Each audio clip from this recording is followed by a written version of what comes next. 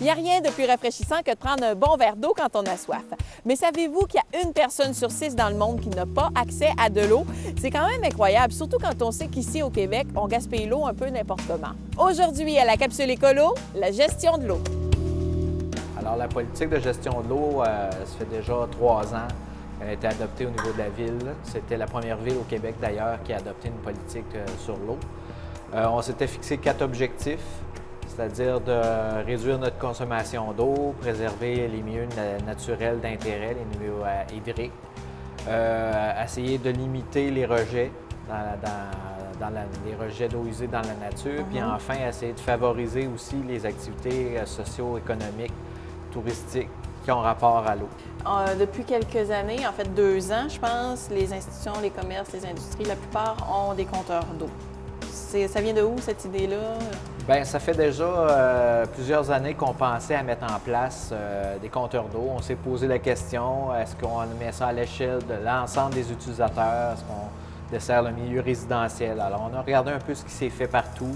On a regardé aussi un peu les impacts que ça a, tant au niveau économique que sur l'effet réel de la réduction de consommation.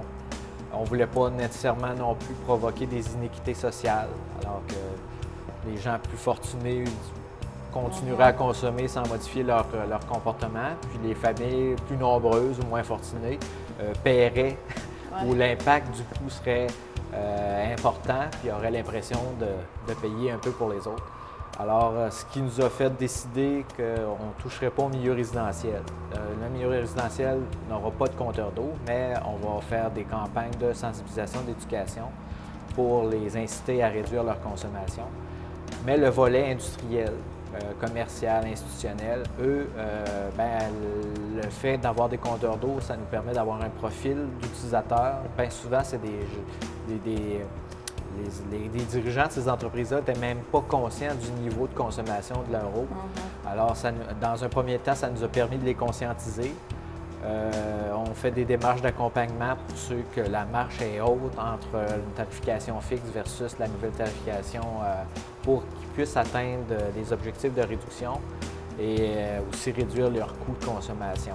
Puis déjà, on sent au niveau de ces industries-là, il y a un impact réel là, sur la consommation, sur leur conscientisation, sur les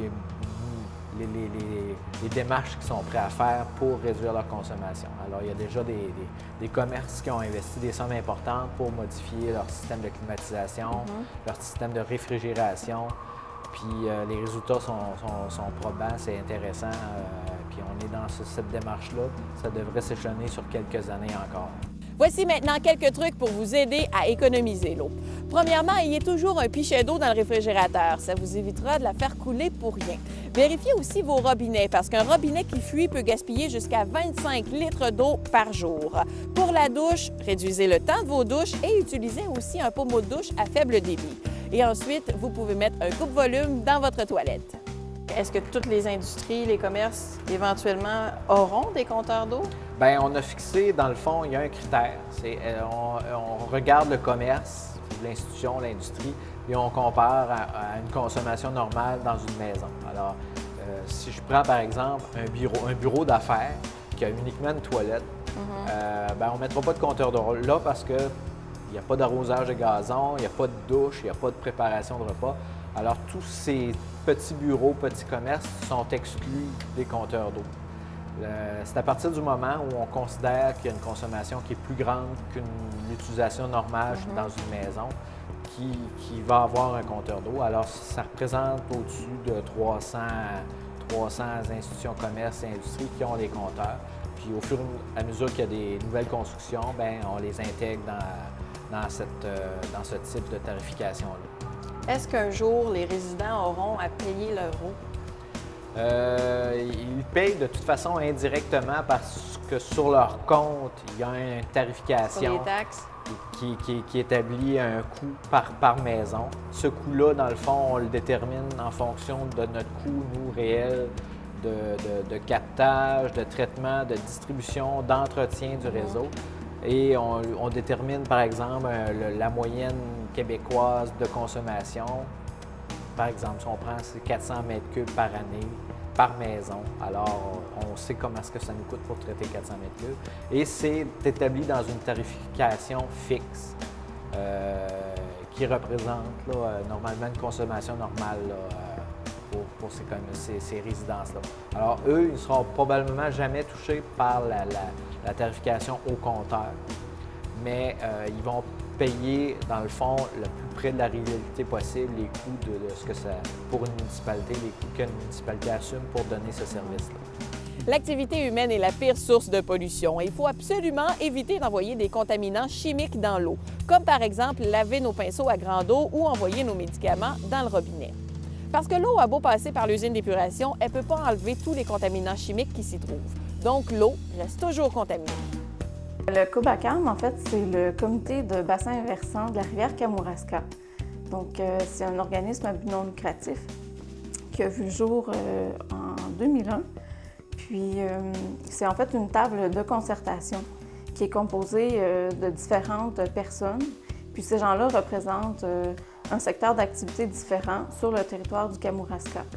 Donc, on retrouve par exemple le secteur municipal, le secteur agricole, les forestiers, le secteur communautaire, le récréo-touristique et les commerces et l'industrie aussi. Là, tu as parlé de bassin versant. J'aimerais ça qu'on entre peut-être là-dedans. C'est quoi le bassin versant? Bien, le bassin versant, en fait, c'est une limite géographique naturelle qui est dans le fond délimitée par des élévations de montagne. Donc, c'est chaque goutte d'eau qui va tomber sur le territoire va éventuellement se retrouver, se diriger tous vers un même exutoire qui est dans ce cas-ci la rivière Kamouraska.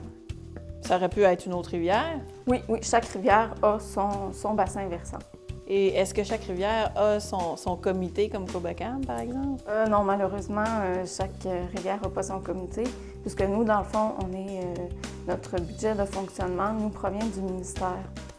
Le ministère du Développement durable, de l'Environnement et des Parcs. Donc, c'est impossible de subventionner chacune des rivières.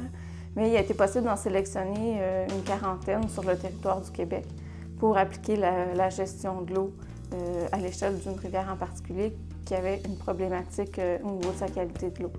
À l'été 2008, il y avait l'Association des riverains du lac Saint-Pierre qui nous ont approchés pour mettre en place un projet de protection pour le lac Saint-Pierre, étant donné qu'il y avait eu 2 épisodes de cyanobactéries, là, un en 2007 et un en 2008.